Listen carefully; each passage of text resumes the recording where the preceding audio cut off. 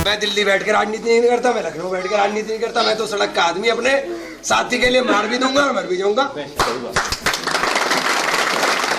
ना मरने से डरता ना मारने से डरता, दोनों से नहीं डरता। और भाई ड्रामेबाजी करने को कोई कुछ ही कर ले। नरेंद्र मोदी से कौन लड़ेगा? हम लड़ेंगे जो ठोक के। वो गुजरात समझ रहा 4% मुसलमान है गुजरात में, यहाँ 42% मुसलमान है यहाँ गुजरात।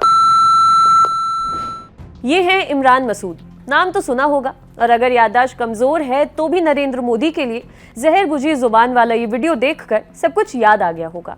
बोटी बोटी कर देने वाला बयान इन्हीं का था। अब आज इनकी बात इसलिए क्योंकि यूपी में सहारनपुर के नेता इमरान मसूद ने पाला बदल लिया है।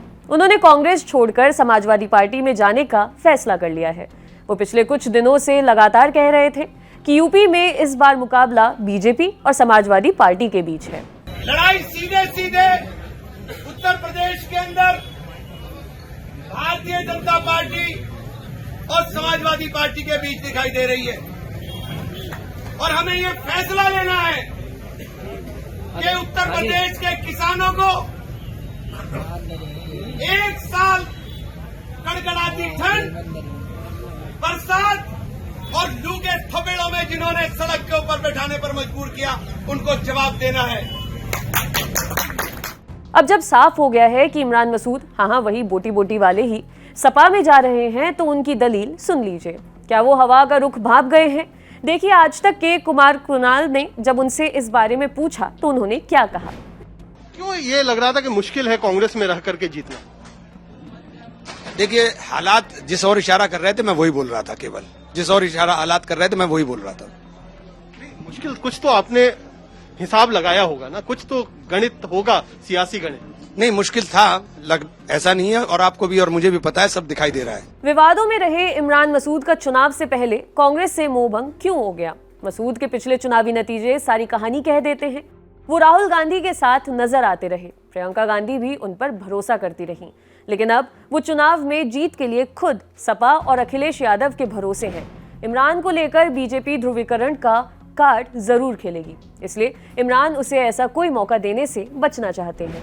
पोलराइजेशन लेकिन इशू तो होगा ना इस बार? नहीं बिल्कुल नहीं, कोई मतलब नहीं। किस बात का पोलराइजेशन होगा? और हम लोग बात कर रहे हैं हम लोग देश के लिए बात कर रहे हैं, प्रदेश के विकास के लिए बात कर रहे हैं। लेकिन इमरान मसूद का जब नाम आता है ना, तो वो बोटी बोटी वाला बयान तो आ ही जाता है, तो लोग कहते हैं कि इमरान मसूद का मतलब है ध्रुवीकरण। देखिए ये आपका क्रिएट किया हुआ है, ये मीडिया का क्रिएटेड है, इसके अलावा कुछ भी नहीं है। मैं बार बार इस बारे में बोल चुका हूँ, इसके अलावा कुछ भी नहीं है। इमरान मसूद के लिए आप देख लीजिए कि यहाँ पर हजारों की तादाद में लोग आए, और उसके अंदर कितनी तादाद मेरे गैर मुस्लिम भाइयों की है, बराबर से ज्यादा हिस्सेदारी गैर मुस्लिम भाइयों की है। साल 2007 में इमरान मसूद ने निर्दलीय प्रत्याशी के रूप में पहली बार सहारनपुर की मुजफ्फराबाद विधानसभा सीट से चुनाव जीता था। इसके बाद वे कभी भी विधानसभा का चुनाव नहीं जीत सके। साल 2012 और फिर 2017 का विधानसभा चुनाव इमरान ने सहारनपुर की नकुड़ विधानसभा सीट से लड़ा था, जिसमें उन्हें हार का सामना करना पड़ा। विधानसभा चुनावों के अलावा इमरान ने लोकसभा चुनाव में भी अपनी किस्मत आजमाई थी। साल 2014 और 2019 के लोकसभा चुनाव में वे कांग्रेस के टिकट पर मैदान में थे, लेकिन उन्हें जीत नसीब नहीं हुई। सपा के पास पश्चिमी यूपी में कोई बड़ा मुस्लिम चेहरा नहीं है। पार्टी के कद्दावर नेता आजम खान भी जेल में है।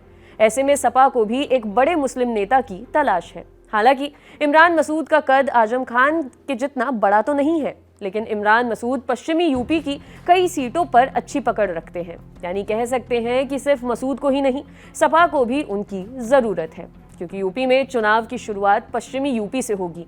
इसलिए जाट मुस्लिम कॉम्बिनेशन सपा के लिए और भी अहम हो जाता है।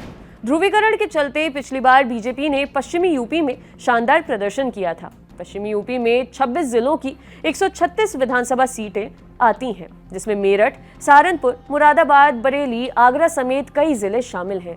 इस क्षेत्र में 20% के करीब जाट और 30 से 40% मुस्लिम आबादी है।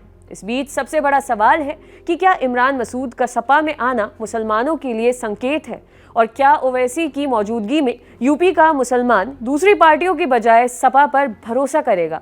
ये खबर हमारे लिए लिखी है अभय शर्मा ने। मैं हूं हर्षिता। देखते रहिए डी लंदन टॉप। शुक्रिया।